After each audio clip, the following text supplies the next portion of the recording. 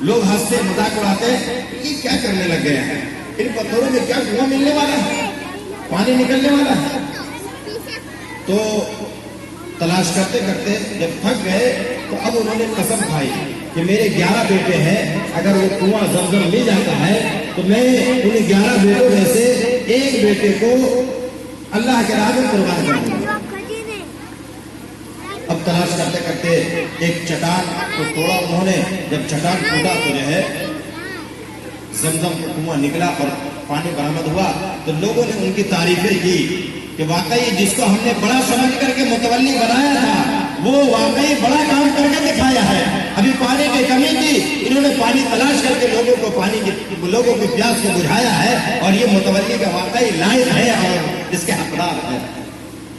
اب جب پانی نکل آیا تو ان کو اپنی قسم پوری کرنی تھی۔ اب لوگوں نے کہا کہ اپنی قسم پوری کرو۔ اب انہوں نے 11 بیٹے تھے، انہوں نے تو نام نہیں لیا تھا کہ 11 بیٹوں میں سے کس کو قربان کرنا ہے۔ اب یہ 11 بیٹوں کے نام کو لکھ کر کے پرچی نکالے اور اس میں پورا اندازی کیا۔ اس میں سب سے خوبصورت اور چہیتے بیٹے عبداللہ جو آپ کے والد تھے ان کا نام نکل آیا، ان کا نام نکل آیا۔ اب لوگوں نے یہ کہا کہ اپنے بیٹے کو، ان کی آپ صلی اللہ علیہ وسلم کی پھوپھیاں تھی، حضرت عبداللہ کی بہنیں تھیں، ان لوگوں نے کہا کہ اپنے بیٹے کو کیسے قربان کر سکتے ہو، کیسے ذبح کر سکتے ہو،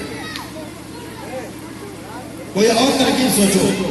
لوگوں نے مشورہ دیا کہ اس کے بدلے میں 10 اونٹ قربانی کر دو، تو 10 اونٹ کا نام ایک طرف ایک پرچے میں 10 اونٹ اور ایک پرچے میں عبداللہ، اور اس کے پورا اندازے کیا گیا تو پھر عبداللہ کا نام نکل آیا، حضرت عبداللہ کا دوبارہ۔ اب 10 اونٹ کے بجائے 20 اونٹ کر دیا گیا، 20 اونٹ کیا پھر بھی حضرت عبداللہ کا نام نکل آیا، پھر 30 اونٹ کیا پھر بھی عبداللہ کا، پھر 40 پھر 50، ہر بار عبداللہ کا ہی نام نکل آیا، حضرت عبداللہ کا 40 50 80 90 تک پہنچے پھر بھی عبداللہ کا ہی نام نکل آیا، اور جب 100 اونٹ کیے تو 100 اونٹ جب کر دیے تو پھر اونٹوں کا نام نکلا اور حضرت عبداللہ اس طرح سے بچ گئے۔ کیونکہ اللہ تبارک و تعالیٰ ذہن میں بات ڈالنے والی ذات تو اللہ ہے۔ اللہ تبارک و تعالیٰ کو حضرت عبداللہ کو آپ صلی اللہ علیہ وسلم کا والد بنانا تھا تو وہ کیسے قربان کر دیتے، کیسے قربان؟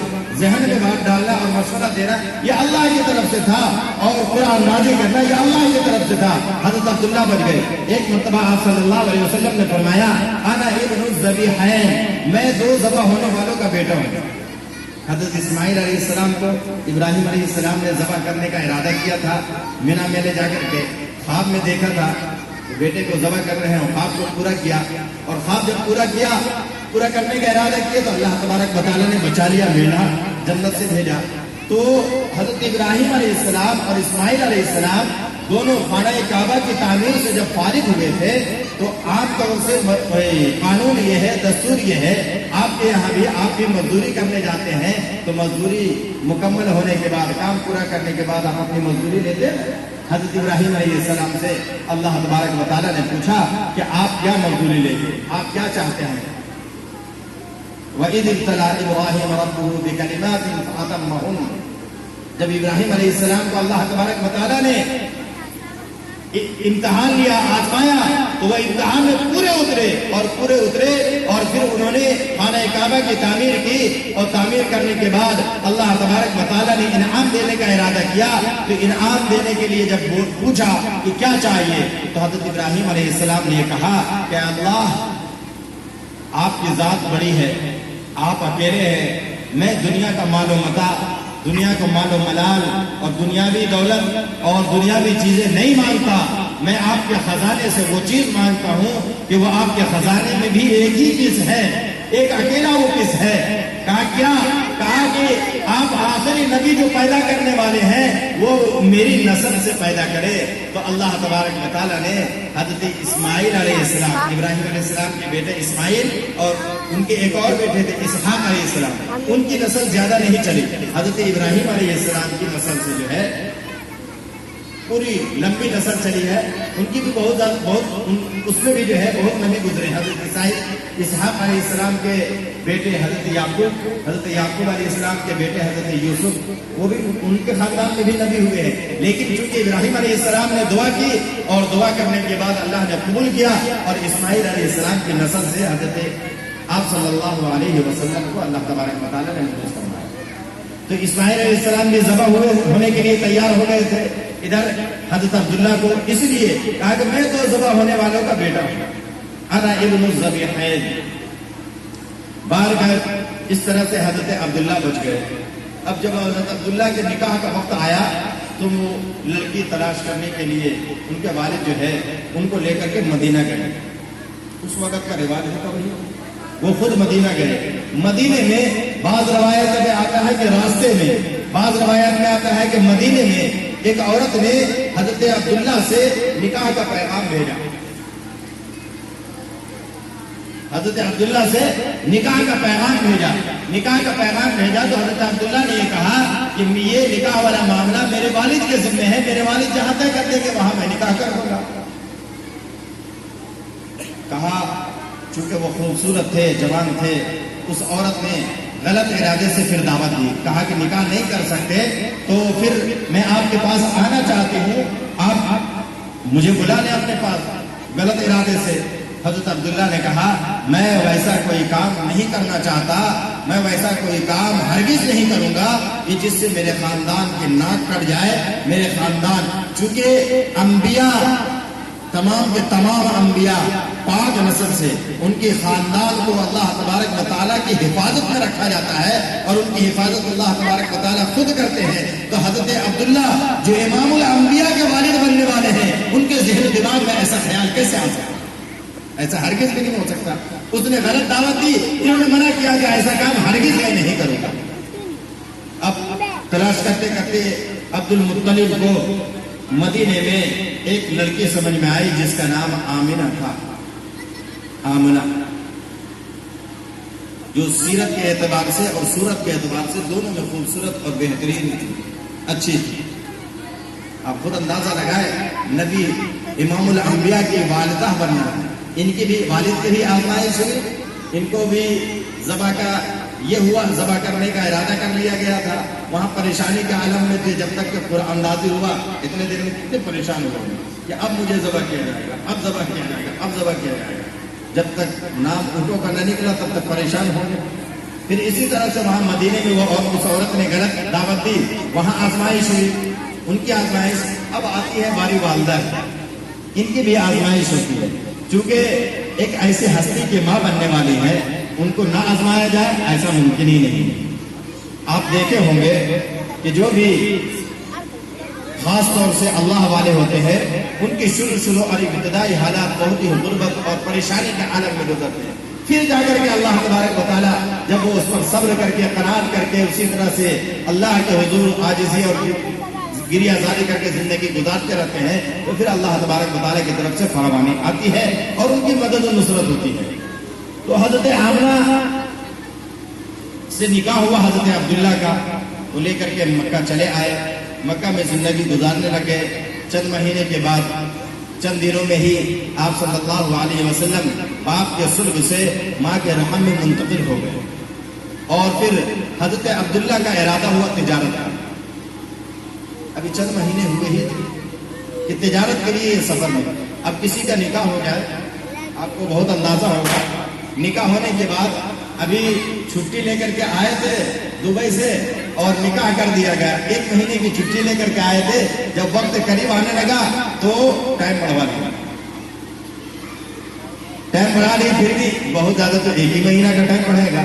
پھر جب جانے لگے تو کیا پریشانی کے عالم ہوگی، ابھی نکاح کے چند مہینے ہوئے، کیا پریشانی عورت پر، لڑکی پر کیا گزرے گی، کیا پریشانی ہوگی۔ میں کہتا ہوں ابھی جو خاص طور سے اس علاقے میں یا جس علاقے میں یہ ماحول ہے کہ لڑکے باہر جا کر کے سعودی وغیرہ میں گلف میں کام کرتے ہیں، وہ نکاح کے بعد جو جاتے ہیں اس کی وجہ سے اور بھی برائی کے بہت سارے ذرائع ہیں، لیکن معاشرے میں جو برائیاں آئی ہیں یہ ایک بہت بڑی وجہ ہے۔ جو لڑکے نکاح کرنے کے بعد سال 2 سال 3 سال، حضرت عمر رضی اللہ تعالیٰ عنہ سے، حضرت عمر رضی اللہ تعالیٰ عنہ نے اپنی بیٹی سے پوچھا کہ ایک عورت نکاح کے بعد، شادی کے بعد اپنے شوہر سے کتنے دنوں تک دور رہ سکتی ہے؟ انہوں نے 3 یا 4 مہینے کا وقت بتایا، جو خیر القرون کا زمانہ تھا۔ آپ صلی اللہ علیہ وسلم نے اس زمانے کو بہترین زمانہ کہا، آپ صلی اللہ علیہ وسلم کے صحابہ کا زمانہ تھا. وہ کہتی ہے کہ 3 سے 4 مہینے تک برداشت کر سکتی ہے عورتیں، اور ہم تو 3 دن تک کی گارنٹی نہیں دیتے ہیں. ابھی جو حالات ہیں، آپ گارنٹی دے سکتے ہیں 3 دن کی؟ اور 3 سال 4 سال 2 سال باہر ہے. اس پر دھیان دیں. نکاح سے پہلے باہر رہے، پیسہ کمائے، پھر یہی کچھ کر لے کاروبار. بہت سارا کاروبار ہے. اپنا کاروبار کریں گے. یہ ایک بہت بڑی وجہ ہے کہ آپ مارکیٹ سے اکھڑ گئے، آپ کی کوئی اوقات نہیں رہی ہے. یہ تو بات کرنے کی تھی، بات آ گئی ذہن میں، بول دیا میں نے. باہر گئے تو حضرت عبداللہ سفر کے لیے، تجارت کے لیے جانے لگے. آمنہ بڑی دکھی اور پریشان تھی. حضرت عبداللہ نے کہا کہ پریشان نہ ہو، میں تجارت سے واپس آؤں گا، تم جو ہے میرا انتظار کرنا اور باہر نکل کر کے دروازے پر آ کر کے میرا استقبال کرنا. میں آؤں گا اور میں ضرور آؤں گا. وہ چلے گئے. تجارت سے واپسی کے وقت میں طبیعت خراب ہو گئی، بیمار ہو گئی. مدینے میں ہی قیام کر لیا. یہ انتظار کرتے، یہ قافلہ آیا، یہ انتظار کر رہی تھی، دروازے پر نکلی، نہیں آئے. کیا پریشانی کا عالم ہوگا. یہاں بھی آزمائش، وقت پر نہیں پہنچے، یہ بھی آزمائش تھی. انہوں نے صبر کیا. معلوم ہوا کہ ان کی طبیعت خراب تھی. وہ مدینے میں ہی قیام کر گئے. وہاں لوگ گئے، ان کی دیکھ بھال کی. لیکن اسی بیماری میں اللہ کا کرنا یہ ہوا، اللہ کی حکم، اللہ کی مرضی ہوئی، اسی بیماری میں وہ انتقال کر گئے. یہ اور پریشانی، آزمائش. یہ شوہر ابھی نکاح ہوا ہی تھا، ابھی چند مہینے ساتھ گزارے ہی تھے کہ شوہر انتقال کر جائے. یہ اللہ تبارک و تعالیٰ کی ترتیب ہے، اللہ تبارک و تعالیٰ کی ترتیب ہے. اور پھر حضرت آمنہ کہتی ہیں کہ جب یہ میرے پیٹ میں حمل ٹھہرا تو مجھے عام عورتوں کو درد، پریشانی اور طرح طرح کی بیماری پریشانی محسوس ہوتی ہے اور طرح طرح کی تکلیفیں محسوس ہوتی ہے، لیکن مجھے کسی طرح کی کوئی تکلیف محسوس نہیں ہوئی، بلکہ میں نے بہت سے کرامات دیکھے اور مجھے یہ محسوس ہوا، ان کرامات کو دیکھ کر کے، ان معجزات کو دیکھ کر کے یہ محسوس ہوا کہ یہ جو پیٹ میں میرا بچہ ہے کوئی بڑی ہستی ہے، اس کی وجہ سے یہ ساری چیزیں ہیں. کیا کہتی تھی کہ وہ جب میں باہر نکلتی تھی تو درخت کے پتے، درخت کی ڈالیاں، درخت کی ٹہنیاں میری طرف جھک جایا کرتی تھی. حقیقت میں وہ آپ صلی اللہ علیہ وسلم کو سلام کرتی تھی. اور پھر جب دھوپ میں چلنا ہوتا تو جیسے ہی سائے سے دھوپ میں آتی تو دھوپ میں ہونے کی وجہ سے بادل میرے اوپر سایہ کر لیتا. یہ صرف اور صرف آپ صلی اللہ علیہ وسلم کی برکت تھی. اور جب یہ کہتے ہیں کہ جب میں زمزم کے کنویں پر پانی بھرنے کے لیے جاتی تو پانی بالکل قریب آ جاتا تھا، اور جب میں وہاں سے ہٹ جاتی تو اور پانی بھرنے والے عورتوں کو، لڑکیوں کو پریشانی ہوتی تھی تو وہ مجھے پکڑ کر کے وہیں روک لیتی تھی کہ آمنہ رکو، تمہاری وجہ سے مجھے آسانی ہو جاتی ہے پانی لینے میں، پانی قریب آ جاتا ہے. تو ان سب کرامات کو، معجزات کو دیکھ کر کے میں یہ محسوس کر رہی تھی کہ میرے پیٹ میں جو بچہ ہے یہ کوئی بڑی ہستی ہے، کوئی بڑا معجزہ ہے. اللہ تبارک و تعالیٰ کی طرف سے ایک معجزہ ہے جو یہ ساری چیزیں ہو رہی ہیں. اور بہت ساری چیزیں انہوں نے بتلائی. کہا کہ جس دن تولد کا دن تھا، پیدائش کا دن تھا، آپ صلی اللہ علیہ وسلم کی ولادت کا دن تھا، اس دن گھر میں چراغ جلانے کے لیے بھی تیل نہیں تھے. چراغ جلانے کے لیے بھی تیل نہیں تھے. کہا کہ جیسے ہی آپ صلی اللہ علیہ وسلم دنیا میں تشریف لائے ہیں، تمام کے تمام ستارے جھک کر کے میرے گھر میں جیسے ایسا لگ رہا ہو جیسے کہ تمام ستارے میرے گھر میں جھکے ہوئے ہیں. اور انہوں نے یہ دیکھا کسریٰ کے محل کے 14 کنگرے گر گئے ہیں جو وہاں محل میں لگے ہوئے تھے، وہ گر گئے اور ان میں زلزلہ آیا اور وہ گر گیا. اور پھر آتش کدہ میں جو آگ جل رہا تھا، جو دیا جل رہا تھا، وہ ہزاروں سال سے جل رہا تھا، کبھی بجھا نہیں تھا، وہ بجھ گیا. آپ کی پیدائش کے وقت میں بہت سارے معجزات ہوئے.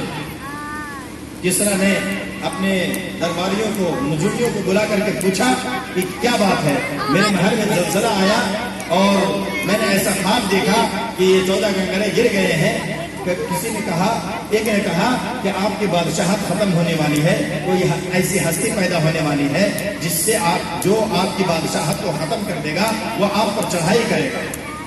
اور انہوں نے خواب میں یہ بھی دیکھا تھا، کسریٰ کے بادشاہ نے یہ خواب میں دیکھا تھا کہ عرب کے اونٹ جو ہے میرے اونٹوں کو، کسریٰ کے اونٹوں کو بھگا رہے ہیں. کہا کہ وہ آپ کی بادشاہت کو ختم کرنے والی ہستی پیدا ہو گئی ہے. تو یہ کنگرے گر گئے. کہا کہ یہ 14 کنگرے جو گرے ہیں، کہا کہ گھبرائیے نہیں، آپ کی بادشاہت ختم ہوگی جب آپ کے خاندان کے 14 بادشاہ گزر جائیں گے تب. تو وہ تو غلط فہمی میں تھا کہ 14 نسلیں بھی رہیں گی، بہت لمبا زمانہ.